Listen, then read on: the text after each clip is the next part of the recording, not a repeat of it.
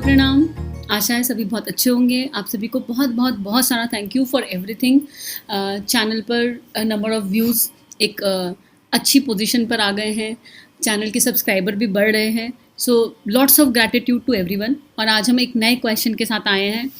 आवाहन क्या है, आवाहन की इम्पोर्टेंस क्या है और आवाहन करने का सही तरीका क्या है। यूजली लोगों को आवाहन करते हुए देखा है, लेकिन आवाहन का मेन साइंस क्या है, उसका विज्ञान क्या है, आवाहन का क्रम क्यों हर पूजा से पहले लिया जाता है, इस क्वेश्चन के आंसर को देने का पूर्ण प्रयास रहेगा। भावनाओं के स्तर से एक गायत्री मंत्र करते हैं, गुरु शक्ति का स्मरण करते हैं और फिर गुरु शक्ति का आवाहन करते हैं। तो कैसे आवाहन करेंगे? तीनों शरीरों के साथ आवाहन किया जाता है। आवाहन एक भाव है, आवाहन एक इन्विटेशन है, आवाहन इन्वोकेशन है। आप कैसे किसी गेस्ट को बुलाते हैं अपने घर में? अगर आपको किसी को बुलाना हो तो आपकी क्या एक्सप्रेशंस होते हैं, क्या भाव भंगिमाएं होती हैं, क्या अंतःकरण के विचार होते हैं। आप बिल्कुल ऐसे ही सोचिए कि आप किसी चीज़ को बुला रहे हैं, किसी शक्ति को बुला रहे हैं, चीज़ नहीं किसी शक्ति को बुला रहे हैं, एक प्राण को बुला रहे हैं। आप अपने गुरु को, अपने इष्ट को इन्वाइट कर रहे हैं और उनको इन्वाइट कर कर क्या कह रहे हैं? आइए हमारे हृदय में बैठ जाइए। तो अगर हम किसी गेस्ट को बुलाते हैं अपने घर में, तो हमारे घर को हम कैसा रखते हैं? एकदम साफ सुथरा, हर चीज़ ऑर्गेनाइज्ड, हर चीज़ एक राइट प्लेस पर।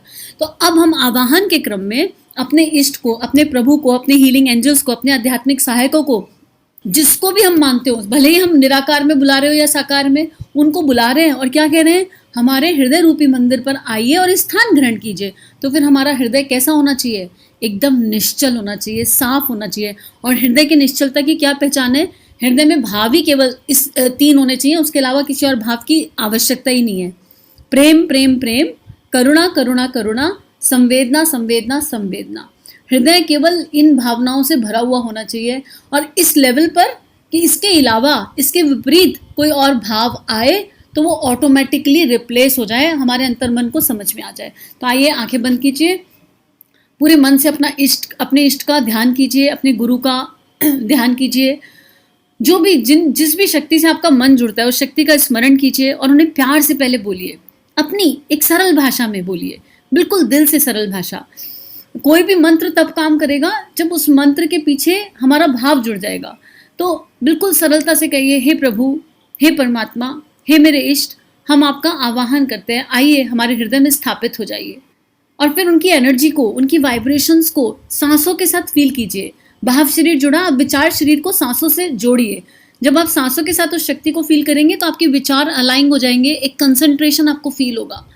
देखिए कि आपके बिंदी के स्थान पर वाइब्रेशन हो रहे हैं और सांस के साथ उस शक्ति का प्राण आपके हृदय में स्थापित हो रहा है and you can feel those vibration. अब मुस्कुराइए और थैंक यू बोलिए, थैंक यू, आप आ गए। और उनको थैंक यू बोलते हुए मंत्र कीजिए। गायत्री मंत्र करेंगे अब एक मन ही मन और थैंक यू बोलते हुए कि हमने बुलाया और आप चले आए। ओम भूर्भुवः स्वाहा तत्सवितुर्वरेण्यं भर्गो देवस्य धीमहि धियो यो नः प्रचोदयात्। अब इस एनर्जी को फील कीजिए और मुस्कुराते हुए धीरे धीरे आंखें खोलिए। अब आप देखिए साइंस क्या है, विज्ञान क्या है, भाव के विज्ञान को कैसे सिद्ध करोगे, कैसे प्रूफ करोगे? जब आप किसी को बुलाते हो अपने घर तो आपकी वाइब्रेशन से सामने वाला समझ जाता है कि आप दिल से बुला रहे हो या फॉर्मेलिटी के लिए बुला रहे हो। तो हमको फॉर्मेलिटी के लिए परमात्मा को इन्वाइट नहीं करना है। हम किसी भी उपासना के लिए बैठे तो आवाहन सबसे इंपॉर्टेंट और मेन स्टेप है, क्योंकि वहां से मेरा भाव शरीर मेरे इष्ट से जुड़ रहा है और फिर हम उनके प्राण को धारण कर रहे हैं। गायत्री मंत्र में भी तो हम यही कहते हैं, हे परमात्मा, हम आपके प्राण को अपने अंतःकरण में धारण करें। तो किसी को धारण करने के लिए, किसी के प्राण को धारण करने के लिए, किसी से एकत्व हो, उसके लिए उस शक्ति से, उस भाव के साथ जुड़ना भी तो पड़ेगा। तो जब तक भाव ही नहीं जुड़ेगा, आपका उपासना का, साधना का, आराधना का क्रम कैसे क्रिएट होगा? तो यहाँ पर वो आपको आवाहन में चाहे समय लग जाए, आप मत सोचो आपका आवाहन भी आपकी साधना में काउंट होगा। ऐसा नहीं होना चाहिए। जब तक आपको कनेक्ट ना मिले ना आवाहन में, 5 मिनट लग जाए, 10 मिनट लग जाए, 15 मिनट लग जाए, पर जब तक हृदय के तार झंझना ना उठे तब तक आवाहन है। और आप ये मत सोचो कि साधना नहीं हो रही, वो आवाहन के 15 मिनट साधना ही है। अपने इष्ट के नाम का एक क्षण का चिंतन तीनों शरीर से, भावनाओं से किया हुआ 1000 माला के बराबर है। और गिन के करी तो क्या करी? क्यों इस हेर फेर में पड़ रहे हो कि अरे आवाहन में 15 मिनट लग गए, हमारे पास तो 15 ही मिनट थे। वो 15 मिनट आप अपनी शक्ति, अपने इष्ट के साथ, अपने परमात्मा के साथ किस हद तक जुड़े हो। आवाहन तब सत्य है जब हृदय में हिलोरे उठ जाए और आंख से अश्रु गिर जाए, तो समझ लो कि आवाहन हो गया, तो समझ लो कि वो परम सत्ता आ गई, तो समझ लो कि अंदर कुछ हलचल हो गई। और ये आवाहन केवल उपासना से पहले नहीं, आप स्वाध्याय कर रहे हैं तो भी आवाहन का क्रम होना चाहिए। क्यों होना चाहिए? हे परमात्मा, अब हम स्वाध्याय करने जा रहे हैं। स्वाहा का अध्ययन, स्वाध्याय मतलब कोई किताब पढ़ना नहीं होता है। स्वाध्याय मतलब होता है स्व का, मेरी आत्मा का अध्ययन।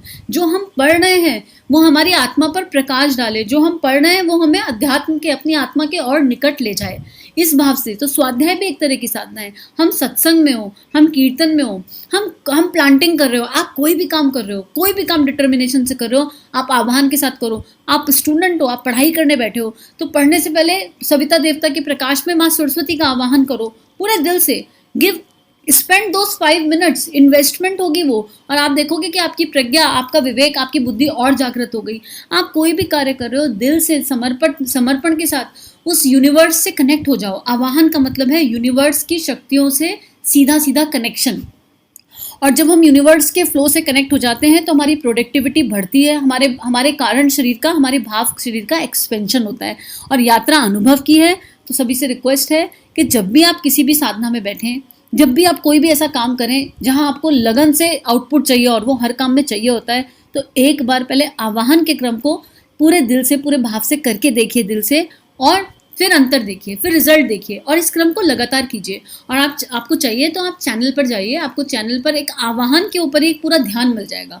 कुछ 40-50 मिनट केवल आवाहन किया गया है, और अगर वो आवाहन सुनकर आपको वाइब्रेशन मिलती है, आपकी आंखों में अश्रु आते हैं, तो कम से कम वीक में 1 या 2 दिन उसको सुनकर देखिए, तो आपको समझ में आ जाएगा कि आवाहन है क्या। आवाहन एक भाव है, एक संवेदना है, और जिसे अनुभव किया जा सकता है। आज के लिए इतना ही, और परम सत्ता से यही प्रार्थना कि हम आवाहन के माध्यम से अपने परमात्मा को अनुभव कर सके। सभी को प्रणाम।